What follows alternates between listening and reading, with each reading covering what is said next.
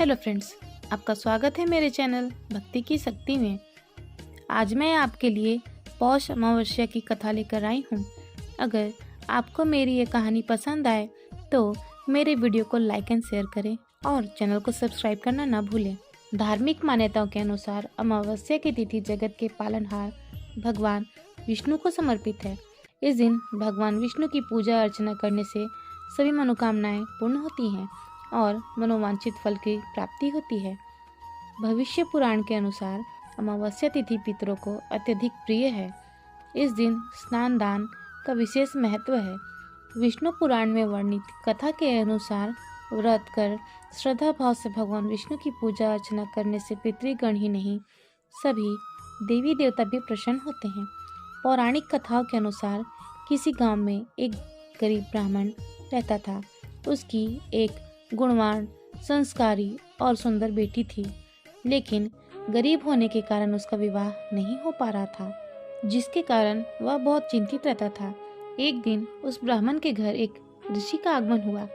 वे ब्राह्मण की सेवा भाव से अत्यंत प्रसन्न हो गए और कन्या को लंबी आयु का आशीर्वाद देते हुए उन्होंने बताया कि इस कन्या के हथेली में विवाह का योग नहीं बन रहा है। तब ब्राह्मण दंपति ने साधु से विवाह के लिए उपाय पूछा। तब वे ऋषि बोले, यहाँ से कुछ ही दूरी पर सोना नाम की एक धोबन रहती है, जो बहुत ही संस्कारी और संपन्न तथा पतिपरायण है। यदि आपकी पुत्री उसकी सेवा करे और वो उसकी सेवा से प्रसन्न होकर अपनी मांग का सिंदूर आपकी पुत्री को दे दे तो इस कन्या का विवाह हो जाएगा। अगले दिन कन्या सुबह उठकर सोना धोबन के घर जाकर साफ सफाई कर अपने घर वापस लौटती है। जब धोबन उठती है तो देखती है कि कोई उसके घर की साफ सफाई कर गया है। तो धोबन सोचती है कि उसकी बहू ने साफ सफाई की है। जब उसने अपनी बहू से पूछा तो उसकी बहू ने कहा, नहीं माँ जी, मैंने सफाई नहीं की है। तो धोबन सोचती है, पता नहीं कौन सुबह सुबह इतनी जल्दी हमारे घर की सफाई करके चला जाता है। एक दिन सोना धोबन छिपकर बैठ जाती है और वो देखती है कि सुबह सुबह सफाई करने कौन आता है। जैसे ही ब्राह्मण की बेटी सोना के घर सफाई करने आती है और सफाई करके जाने लगती है तो सोना धोबन उसके पीछे जाती है और उससे पूछती है कि आप कौन हैं। तब वह कन्या ने साधु द्वारा बताई गई सारी बात बता दी, जिसे सुनकर सोना उसे अपनी मांग का सिंदूर देने के लिए तैयार हो जाती है। फिर सोना धोबन उस कन्या के साथ उसके घर जाती है और फिर कुछ दिनों में ब्राह्मण की बेटी का विवाह हो जाता है। वहाँ जैसे ही सोना धोबन अपनी मांग का सिंदूर उस कन्या के मांग में लगाती है तो सोना धोबन के पति की मृत्यु हो जाती है। इस बात का पता जब सोना धोबन को चलता है कि उसके पति अब जीवित नहीं है, तब वह ब्राह्मण के घर बिना अन्न जल ग्रहण किए ही चल पड़ती है। रास्ते में पीपल का पेड़ दिखने पर 108 बार परिक्रमा करने के बाद उसने जल ग्रहण किया। ऐसा करने से उसके पति जीवित हो गए। इसलिए जो व्यक्ति अमावस्या के दिन स्नान दान कर पीपल की परिक्रमा करता है और भगवान विष्णु की पूजा अर्चना करता है, उसकी सभी मनोकामनाएं पूर्ण हो जाती हैं। जय हो भगवान विष्णु की। पौष अमावस्या की पूजा विधि। अमावस्या के दिन किसी पवित्र नदी या सरोवर में स्नान का विशेष महत्व है। यदि आप किसी पवित्र नदी में स्नान नहीं कर पाते तो पानी में गंगा जल मिलाकर स्नान करें। इसके बाद भगवान विष्णु की मूर्ति स्थापित करके विधिवत पूजा अर्चना करें। तांबे के लोटे में जल भरें और उसमें लाल फूल चावल डालें। इसके बाद सूर्य देव को अर्घ अर्पित करें। ओम सूर्याय नमः मंत्र का जाप करें। सूर्य पूजा के बाद घर के मंदिर में पूजा करें। देवी देवताओं को स्नान कराएं, वस्त्र और पुष्प अर्पित करें। भोग स्वरूप खीर चढ़ाएं।